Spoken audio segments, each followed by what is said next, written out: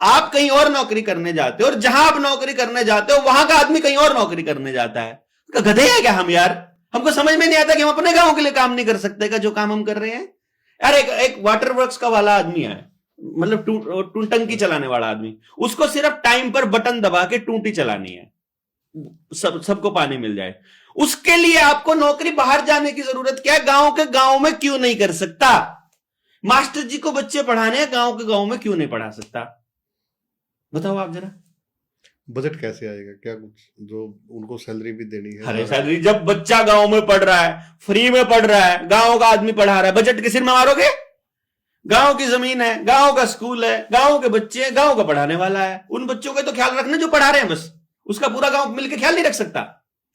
लेकिन एक मास्टर जी की तो चाहिए ना कोई तनख्वाह। मैं कह रहा हूं अगर 6 लोग पढ़ा रहे हैं या 60 पढ़ा रहे हैं, पूरा गांव मिलकर 60 लोगों की जिंदगी को नहीं चला सकता क्या? जो आदमी दिन रात डेडिकेटेड होकर आपके बच्चों को तैयार कर रहा है समाज के लिए, क्या पूरा समाज मिलकर उन 60 लोगों को नहीं चला सकता?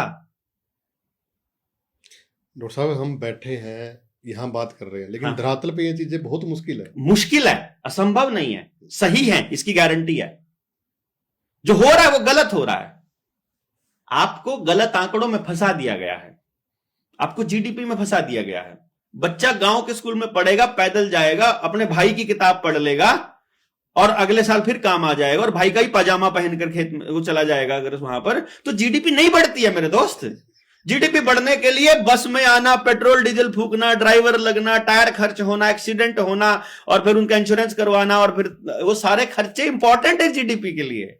तो आपको आंकड़े बढ़ाने के लिए आपका बच्चा बाहर भेजना है, आपको आंकड़े बढ़ाने के लिए दूसरे शहर में जाकर नौकरी करनी है। देश की तरक्की का उसके कोई लेना देना नहीं है, आपके जीवन की सत्यता का उससे कोई लेना देना नहीं है मेरे भाई। आप कह रहे हैं कि सरकार के बिना भी हम गांव में सरकार के बिना ही, सरकार के बिना भी नहीं, गधे को चाहिए कोई चलाने के लिए कि डंडा मारता रहे और चलाते रहे। इंसान को कंट्रोल करने के लिए कोई मशीन, कोई सिस्टम नहीं चाहिए। मुझे और आपको रहना है, हम मिल करके तय कर सकते हैं। देवेंद्र भाई मुझे ये चीजें पसंद नहीं है, और मैं कह सकता हूं मनदीप भाई मुझे ये पसंद नहीं है, आप मेरा को मत परेशान करो, मैं आपको नहीं करूंगा। रहने में हमको क्या दिक्कत है भाई? लेकिन गांव में तो ड्योड़ पे भी झगड़ा रहता है। ये झगड़ा करवाया गया है। फिल्में नहीं आती कितनी सारी जो जमीन के ऊपर जर जोर जमीन चलता है गोली, वहीं से तो सीखा आपने, वरना कहां था ये सब? हम आपके खेत में काम करने जाते थे, आप मेरे खेत में आते थे, सब डंगवारे से चलता ही तो था।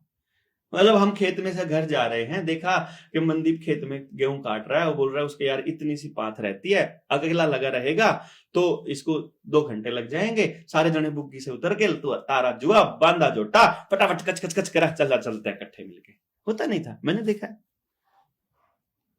आप कह रहे हैं कि सारा जो गांव है सरकार के बिना ही चलेगा, सरकार के बिना ही चलेगा। अभी चल नहीं रहा है, अभी सब बर्बाद चल रहा है। वही बात आती है, अर्थव्यवस्था कैसे कैसे चलेगी, देश कैसे अर्थव्यवस्था चलेगा? यार, फिर वही बात है, देश क्या है?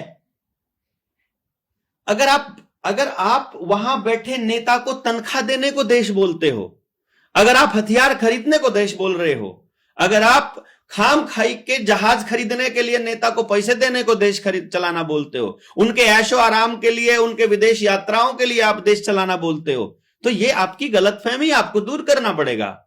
आप देश किसी बाउंड्री का नाम नहीं होता मेरे भाई। मैं और आप मिलकर देश बनाते हैं। मैं चलूंगा तो देश चलेगा, आप चलोगे तो देश चलेगा। मैं और आप तो मरे पड़े हैं,